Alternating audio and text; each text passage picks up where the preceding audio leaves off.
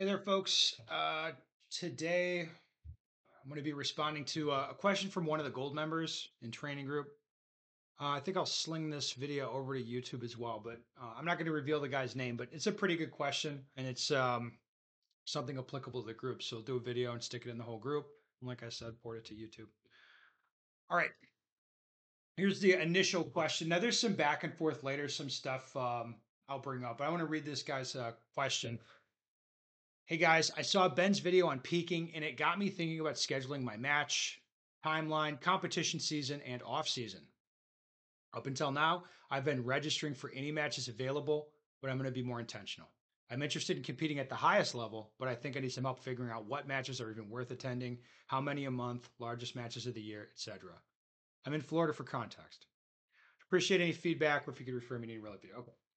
So, what we want like to get out of a competition season or like well the way I structure mine is like there's the goal match which in USPSA it's USPSA nationals.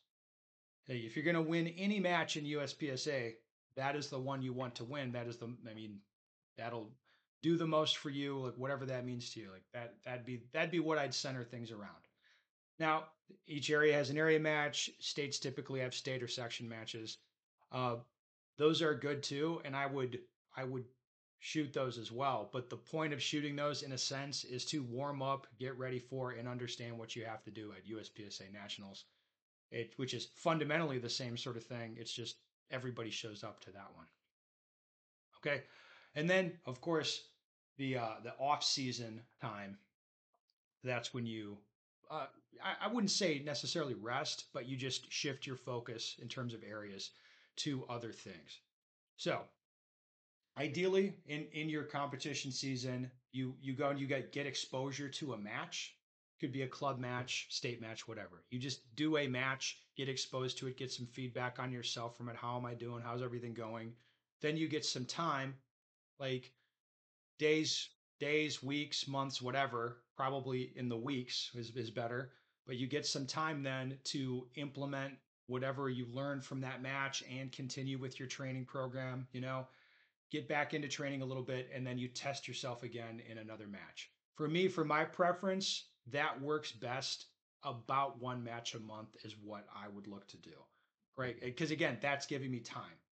If I do a match like every week, boom, boom, boom, boom, boom, match, match, match, match, match, uh, what ends up happening is you might learn lessons or have weaknesses exposed, but you don't really get any time in terms of training to address those things. You're just right back into the next match, right? If you're shooting matches at a high level, like at a professional level, like that's what you're doing is shooting matches, and like your income's based on that.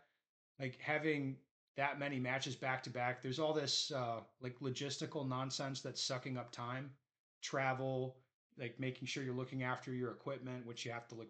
If you're doing a match, it has to be perfect. If you're practicing, it doesn't matter, not that much, like that kind of thing. So that all of that stuff gets squished in there together, and then on top of that, it really reduces the energy you have for training.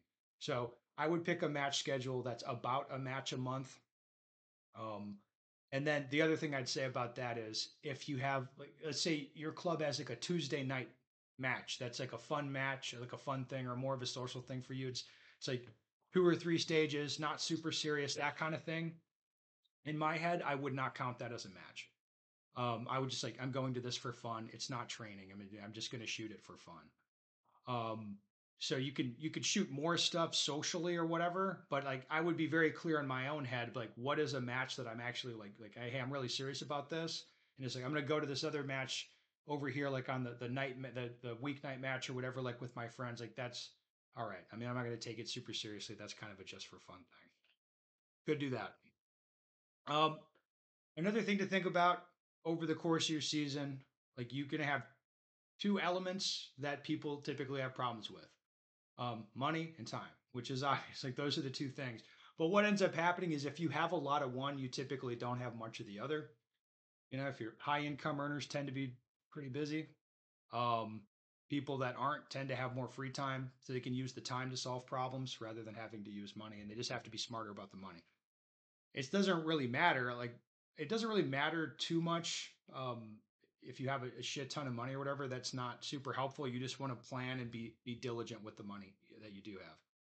All right. Anyway, here the man wrote a follow up. I don't know what the biggest matches are, but I'm going to look into it. I'd like to compete at a USPSA national comp. Yes, do that.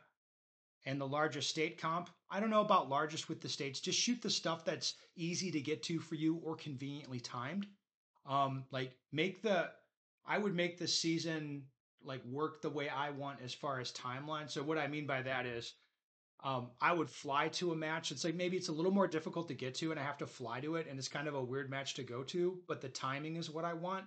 I tend to make decisions like that because I want to shoot again like about a match a month, and like I'll go find one if I need one, and if there's one close, but it's like I don't like the timing of it, I'm okay to skip a close one because I want to be able to practice before and after matches and really kind of internalize the lessons I'm learning.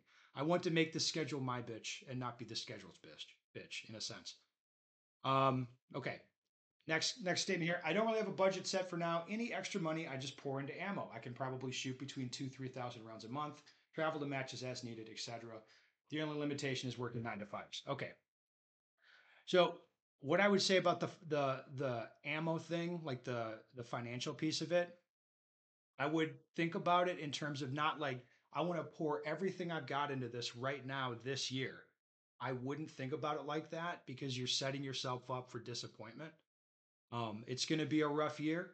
If your first serious competition shooting season, I don't know how it's going to be rough, but it's not like nobody goes into that who's really serious and driven is like, man, I'm super happy with how I'm doing.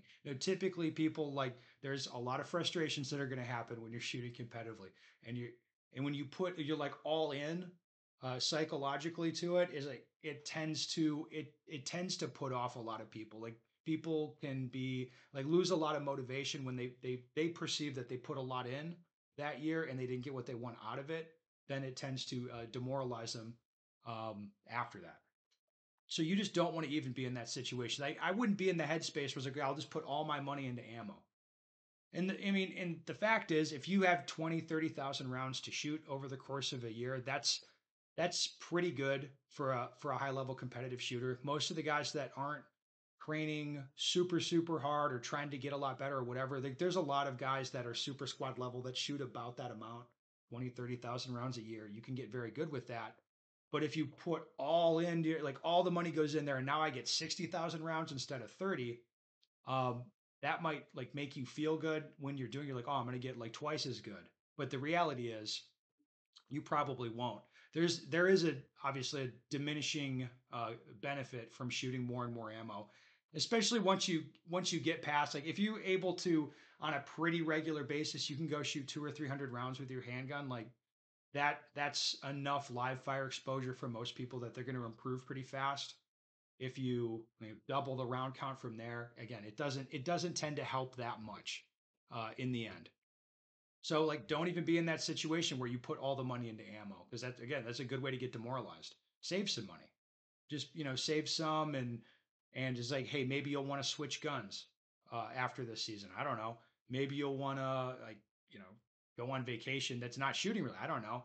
I wouldn't put like all of the money into the ammo for the first year of competitive shooting because again you're setting yourself up for disappointment.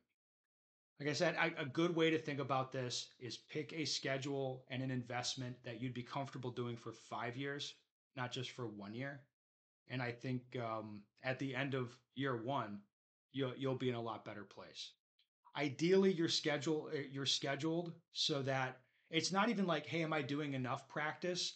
Like you're feeling, or am I doing enough matches? You want to show up hungry for that where it's like, man, you drive off the range, for example, and you're like, man, I could shoot another 500 rounds right now, but I don't even have it in my truck.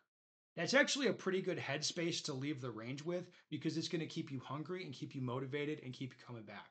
It's the same thing with matches. It's why more is not really better after a certain point. It's like, no, I I mean, when we go to this match, it's going to be nice. Like I don't need to shoot 50 matches in a year to understand what I'm doing with my shooting. You need just a little bit of exposure to the match environment, and that in a sense it'll keep you hungry for it. Like that's the idea, is like if you can schedule yourself so you're still a little bit hungry for everything that you're doing, and maybe it feels like a treat when you get to go shoot a lot. That's a good thing because that's going to keep you very, very motivated over time. All right. So anyway, that's my thoughts scheduling out your competition season. This will be in training group members. Put it back down below, and I'll throw it on YouTube as well, and we'll see what the comments look like.